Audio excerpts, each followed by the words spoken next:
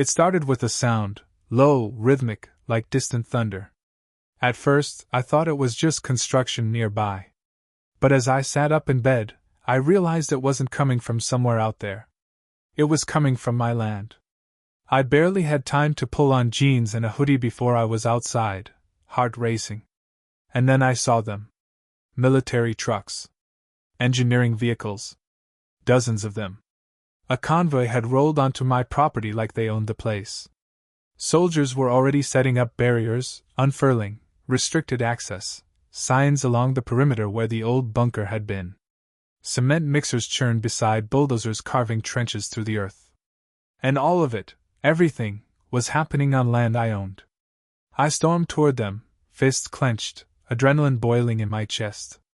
A soldier, tall with sharp cheekbones and eyes like stone, stepped into my path. "Sir, you need to stay back. This is my land," I barked, pointing. "What the hell is going on?" His tone didn't change. "This is a matter of national security. Please return to your residence." "National security?" I stared in disbelief. "That's my property. You can't just come in here and—" "I'm not authorized to give further details. Contact the city administration." I tried to move past him. Another soldier stepped in front of me. "Sir, final warning." I froze, chest heaving. Then I backed off. Not because I agreed, but because I knew I wasn't going to win that fight. By nightfall, the site was buried. Literally. Thick slabs of concrete sealed everything in. Signs wrapped the area in bold red letters, "Restricted area. No trespassing." It was as if the bunker had never existed. The next morning, a letter arrived. It wasn't an apology. It wasn't even a warning. It was an offer to buy me out. Full market value. Generous relocation incentive. No negotiation needed. Just sign and walk away. But I wasn't ready to walk away. I called Rivera, my old friend. A man who used to work zoning enforcement. He picked up on the second ring. "They're trying to buy me out," I said. His voice dropped. "That means they're scared." And if they were scared, I needed to know why. Rivera's words echoed in my head. That means they're scared. And scared people make mistakes. If I was going to get any answers, I had to act fast. I spent the day digging through zoning records, both online and at the county office. At first, everything looked clean. My land had always been zoned as private residential, nothing unusual. But the deeper I went, into the archived files and dusty microfiche, the more the truth started to crack through. Decades ago, my land was part of something much larger, a federal holding decommissioned in the late 80s. The name on the document was vague, Western Defense Infrastructure Project. It sounded bureaucratic, harmless even. But my gut told me otherwise. I screenshotted everything, backed it up on a flash drive, and emailed it to Rivera. If they erased the digital trail, I'd still have proof. That afternoon, I noticed it, a white SUV parked just far enough down the road to pretend it wasn't watching. But it was. I acted like I didn't see it. Still, from that moment on, I felt every movement like it was under a microscope. That evening, a second letter came. Not an offer, a threat. A zoning violation notice, citing newly introduced environmental codes. They wanted immediate corrective action. The irony? The land they were telling me to fix was now off limits, because they had declared it a restricted zone. They were setting me up. If I stayed, the fines would bleed me dry. If I left, they'd get what they wanted without lifting another finger. I drove straight to Rivera. "They're tightening the noose," I said. He looked tired. "They're hitting you with violations they don't even have authority over. It's a push. Hard. So what do we do?" He crossed his arms. "We find out what they're hiding. But this time, we get proof." That night, we returned to my property under cover of darkness. We stayed in the shadows, watching. Around 2 a.m., a truck pulled up. 2 men got out, no uniforms this time, and rolled something heavy toward the site. Rivera zoomed in on his phone. Sealed containers. Not boxes. Not bags. Containers.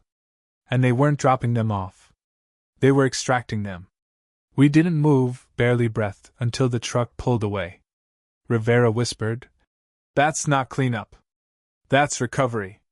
Whatever had been hidden under my land, they were still pulling it out. The next morning, I stormed into city offices. I demanded answers about the violations, the land seizure, the hazmat suits crawling over my property. The man they sent to speak with me was polished. Too polished. His words were empty: environmental risk, national interest, safety, compliance. But when I pressed harder, he leaned in and dropped the mask. "If you don't accept our offer, we'll treat this like the security threat it is. And I promise the legal battles will be the least of your concerns." That was the moment I realized they weren't bluffing. And I wasn't dealing with some overzealous local bureaucrat. This ran deeper. Much deeper. I wasn't just standing on valuable land. I was standing on a secret they'd buried a long time ago, and they were willing to bury me, too, if I didn't get out of the way. The days that followed felt like a siege. Every morning brought a new letter, each one another fine, another violation, another reason why staying was impossible. Structural concerns. Improper soil grading. Even noise complaints from the HOA. My yard hadn't changed in months, but suddenly it was a legal hazard. It was a coordinated attack, and I knew exactly why. They weren't just trying to buy me out anymore. They were trying to erase me. Rivera called late one night, voice low. "I've been digging. Got a friend in zoning. He pulled an old property survey from when your land was federal. It wasn't just some defense infrastructure." I leaned in. "So what was it?" "Classified as a deep storage site." My blood ran cold. "Storage for what?" There was a pause. Then Rivera's voice dropped. "Everything after that is redacted." I sat there in silence, the weight of that word pressing down on me. Redacted. Someone had gone out of their way to make sure no one ever knew what had been kept beneath my land. But I had seen it. The sealed containers. The endless concrete. The hidden corridors beneath the bunker. And now, the government was clawing it all back, quietly, efficiently, and by force. We made a plan. Rivera had access to a thermal drone, thanks to one of his old contacts. If they were still hauling things out of that site, we'd see it. We didn't need to break in, we just needed evidence. That night, we launched the drone from a wooded area behind my property. The feed streamed directly to Rivera's laptop, glowing in infrared. At first, the site looked dead, flat concrete, warning signs. Nothing unusual. Then we saw it. A patch of heat near the back. It pulsed differently, like something was open beneath the surface. Rivera zoomed in, enhancing the image. A disguised hatch. Seconds later, 2 trucks rolled in. Men in black tactical gear unloaded heavy containers, moving them into that hidden entrance. Rivera let out a low whistle. "They're still pulling stuff out." I stared at the screen, jaw tight. Whatever they were recovering, it wasn't trash. It was valuable. Or dangerous. Or both. The next morning, I called a lawyer. Not just any lawyer, someone media savvy. Someone who could make noise. I laid it all out for him. The land grab. The intimidation. The threats. The secret activity. He listened without interrupting, then leaned back and said, "If you go public with this, they'll hit you harder. Are you ready for that?" I didn't even hesitate. I don't have a choice. That same day, I reached out to a local journalist, Melissa Carter. I gave her the surface-level story: secret military activity, forced land buyout, hidden government facility. She agreed to meet that evening. But I was already being watched. When I pulled into the cafe's parking lot, a black sedan sat at the far end. Tinted windows. Engine idling. I parked 2 spaces over, pretending not to notice. Inside, Melissa was already waiting. Sharp, confident. She leaned forward as I spoke, eyes narrowing with every word I said. When I showed her the thermal drone footage, she swore under her breath. "This isn't just a cover-up. This is a national scandal. I nodded. They know it too. She glanced around. If I run this story, they'll come for both of us. I'm already past the point of no return. When I got home that night, the black sedan was gone. I should have felt relief. Instead, I felt something worse, a stillness. The kind that comes right before a storm. The power went out just after midnight. At first, I thought it was the neighborhood, maybe a blown transformer. But when I stepped outside, the streetlights were still glowing. Every house on the block was lit. Except mine. Then I saw it. Parked halfway down the street, engine off, lights out, the same white SUV. The one I'd seen before. No movement inside. But I didn't need to see it to know. They were watching. And now, they wanted me to know it. I locked every door and window, grabbed a flashlight, and sat in my living room, waiting. Around 2 a.m., a soft thud echoed from the front porch. I froze. No knock. No footsteps. Just something placed there. I crept to the door, heart pounding. Peeked through the blinds. The SUV was gone. I opened the door slowly. On my doormat was an envelope.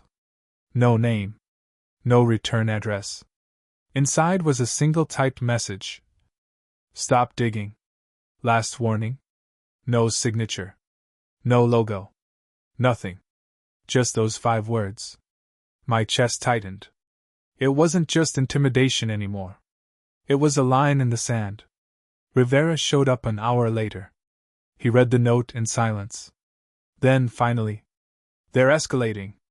I nodded. "Then so do we." We moved fast. The drone footage wasn't enough, not for what we were up against. Rivera called in every favor he could. Old friends in federal enforcement. Retired analysts. Anyone who might know what Project Sentinel really was. Meanwhile, I met with Melissa again. When I showed her the warning note, her eyes widened. "They're trying to scare you into silence. They're doing more than trying." We agreed, it was time to go public. I gave her everything, documents, images, dates. She said she'd need time to prepare the story. But as we shook hands outside the cafe, I noticed something chilling. The black sedan was gone. That scared me more than if it had still been there. When I got home, Rivera was already waiting. He dropped a file on the table, dozens of pages of declassified material. Redacted lines. Blurred stamps. He pointed to a name at the top. Project Sentinel. My pulse quickened. Most of it was blacked out. But there were just enough fragments to confirm our worst suspicion. Classified military research. Restricted access. Containment protocols. Containment? I muttered. Rivera nodded. Whatever they had under your land, it wasn't just experimental. It was dangerous. Before I could respond, my phone buzzed. It was Melissa. Her voice was shaking. "Mark, someone called me. They knew about our meeting. They told me if I ran the story, I'd regret it." I felt the blood drain from my face. They weren't just watching me anymore. They were watching everyone I spoke to. "We're out of time," I said, turning to Rivera. He clenched his jaw. "Then we finish it, now?" We packed everything we had into a secure drive. Files. Footage. Documents. Proof. Rivera made a call to someone who might actually be able to help, a former federal analyst named Grant, and arranged a late-night handoff at an abandoned gas station. As we pulled up, Grant stepped from the shadows. Stern. Careful. Rivera handed him the drive. He flipped through the documents, then looked up. "This is bad. If this gets out, it'll tear open something they buried a long time ago." "Then help us do it," I said. Before he could respond, the rumble came. 2 black SUVs pulled into the lot. Quiet. Calm. Doors opened. Men in dark suits stepped out. The tallest one spoke. "Mr. Bishop. You've been uncooperative. You've been persistent." I shot back. He gave a thin smile. "Walk away. This can all disappear." Rivera stepped forward. And if we don't? The man didn't blink. Then you disappear instead. A beat of silence. I took a breath. That's not happening. His eyes flickered. Rivera moved first. Run!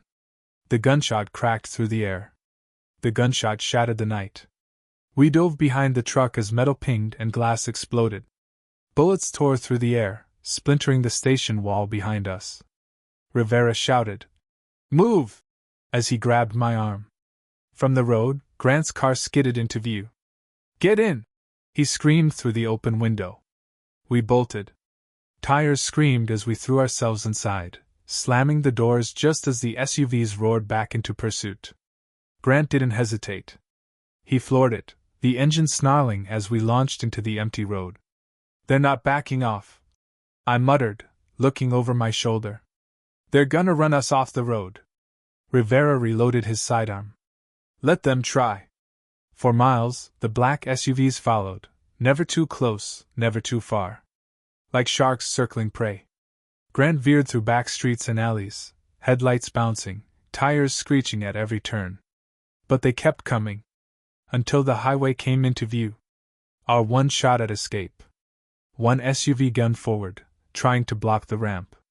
Grant's jaw clenched. "Hold on." He didn't slow down. We clipped the railing and scraped past the SUV, barely squeezing onto the on-ramp. Behind us, the blocker slammed the divider and spun out. The second SUV hesitated. That was all we needed. We vanished into the highway's dark stretch. 3 days later, headlines hit.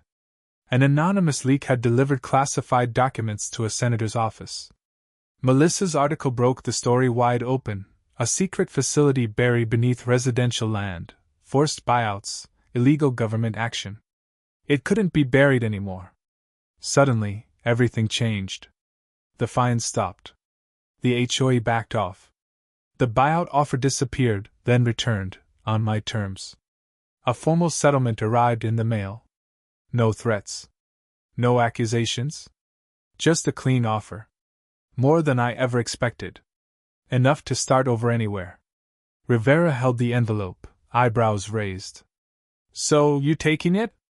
I looked at the number. Then out the window at the land that had nearly swallowed me. "Yeah," I said finally. "I think I will." He smirked. "Didn't think I'd see the day you outplayed them." Neither did they. We packed up. Drove out of town. But as we reached the city limits, I noticed something tucked beside my seat. Another envelope. No return address. Inside, a note. "You made the right choice. But don't think for a second you knew everything." I stared at it, heart heavy. Some secrets, maybe they were never meant to be uncovered. That night, I lay on a stiff motel bed, staring at the ceiling. For the first time in weeks, no phones rang. No knocks at the door. No SUVs on the street. And yet, I couldn't sleep.